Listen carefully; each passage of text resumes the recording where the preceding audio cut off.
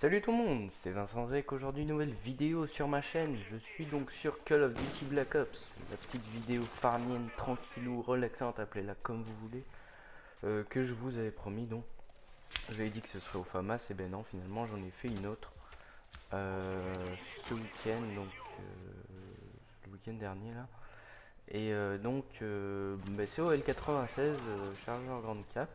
Pour moi, je trouve que le L96 avec chargeur grande cap est un peu mieux que le zoom. J'ai jamais utilisé le zoom en fait, hein. Je l'avais utilisé à une époque, au moment où les quickscope avaient été patchés. Maintenant, j'utilise le chargeur. Bon. Donc, mes atouts sont gilet pare-balles, que je trouve très utile pour des matchs objectifs tels que la domination, donc là où je me trouve aujourd'hui. Mais aussi parce que gilet pare-balles pour un sniper, c'est bon. Pour moi, ça définit plus un sniper quoi. On peut utiliser poids plume, hein, qui est pas mal aussi, ou fantôme s'il y a vraiment beaucoup de d'avions espions. C'est vrai que c'est mieux pour être discret. Deuxième atout, donc visée solide ou passe-passe, un peu importe. Moi, j'utilise visée solide dans tous les Call of Duty. J'ai eu toujours l'habitude d'utiliser visée solide par rapport à la cross. Euh, et donc le troisième atout pour moi j'utilise Ninja.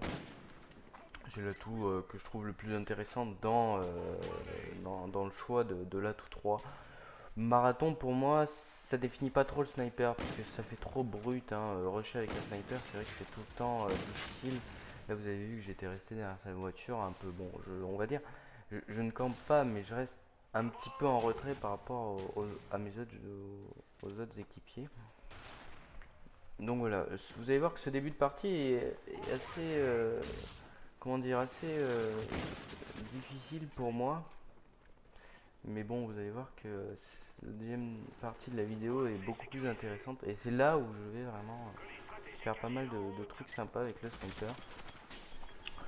Sinon, en dehors du gameplay, je voulais vous parler un petit peu donc de ma chaîne, des vidéos.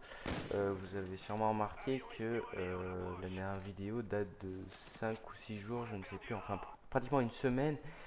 Et c'est vrai qu'une vidéo toutes les semaines, c'est assez long. Autant pour moi que j'imagine, autant pour vous. En fait, c'est pas le problème de la qualité sur l'USB Live que je rencontre. Le problème que je rencontre qui fait donc ce temps un petit peu long de vidéo entre chaque vidéo, c'est le fait en fait que je joue sur une télé HD, donc Full HD, et jouer sur une télé Full HD en composite, donc c'est la seule source, bon, avec le S-Vidéo qui se joue à un peu de choses hein, niveau qualité, mais je veux dire sur une télé Full HD, jouer en composite, voilà.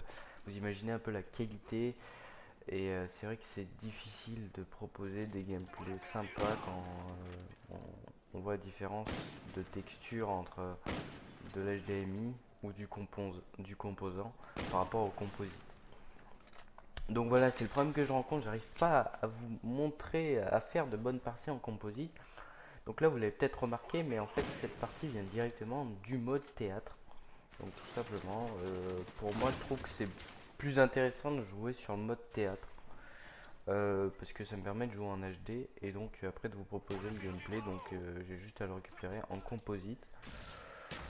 Il n'y a pas vraiment de changement, donc à la limite, c'est ce que je pourrais faire pour vous proposer beaucoup plus de gameplay sur Call of Duty Black Ops. Après sur MW2 c'est vrai que c'est un manque et je ne sais pas comment je vais vous proposer de gameplay. Euh, ou même sur Battlefield, j'ai l'intention de vous proposer une petite partie sur la bêta de Battlefield. Sauf que c'est vrai que jouer à Battlefield avec une qualité pourrie, même bidesque, je vous avoue que c'est vraiment difficile. Donc voilà, c'est à partir de là où je vais commencer à enchaîner donc pas mal de séries avec le sniper. Donc bah écoutez, pour les vidéos, je vais essayer de trouver un moyen, soit essayer de me procurer un HDPVR. C'est vrai que si j'arrive à m'en procurer un ainsi que les câbles, ça coûte tout de même 200 euros. Une petite collate au passage. Ça coûte quand même 200 euros, mais c'est vrai que ce serait vachement intéressant pour moi. D'ailleurs, je suis en train de réfléchir parce que 200 euros, c'est tout de même quelque chose. falloir que j'investisse dans cet HDPV. Donc pour l'instant, eh ben, on verra dans les prochaines semaines ce que ça va donner au niveau de l'évolution des vidéos. Disons que je m'en fiche à la limite de la qualité du rendu de vidéo. Je trouve qu'il est vraiment pas mal, mais c'est vraiment quand je joue, quoi. Je veux dire, jouer avec une qualité pourrie, ça m'avantage pas et ça se voit de toute façon vite dans le score. Donc le score final, vu que c'est fichier partagé, ça va être de 22-12 je crois, ou 24-12, peu importe, pas dire de bêtises. Donc vraiment ça aura été une bonne partie. J'avais allumé ma console, j'avais fait 3 parties. Et donc ben, j'avais sélectionné celle-là, c'était ma première partie au sniper depuis un petit bout de temps et je trouve que je m'en suis bien sorti, plutôt bien sorti. En même temps, les mecs en face n'étaient peut-être pas des super forts, hein, parce qu'il y a eu des chiens, alors sauf si je me trompe. Et je crois que les chiens en fait étaient au. Voilà, c'était les chiens alliés. Donc les mecs en face n'étaient pas super bons, mais bon. Je peux me dire que quand même c'était une bonne partie pour ma part et que j'ai fait pas mal de trucs sympas. C'était tout ce que je voulais parler en fait. Hein. Je voulais vous parler donc cette USB Live 2. Le problème que je rencontrais. Rien d'autre de spécial à vous parler. Enfin si, vous avez peut-être remarqué, voilà, vous avez peut-être remarqué donc la nouvelle intro sur ma chaîne. Donc je voudrais remercier Monsieur Didou63 pour avoir fait cette intro. Pour ceux à qui ça intéresse, vous pouvez le contacter. Il fait des intros avec Cinema 4D ainsi que Adobe Premiere Pro ou After Effects. Moi aussi j'en fais, mais bon, c'est uniquement avec After Effects et Sony Vegas. Non, l'intro qu'il a fait est vraiment sympa. Donc voilà, si vous voulez le contacter, vous allez sur sa chaîne, donc le lien est dans la description, et vous abonnez ou vous pouvez lui demander des services. Donc on arrive vers la fin de partie là. Donc ben, c'est tout ce que j'avais à dire. Si, j'évite le temps.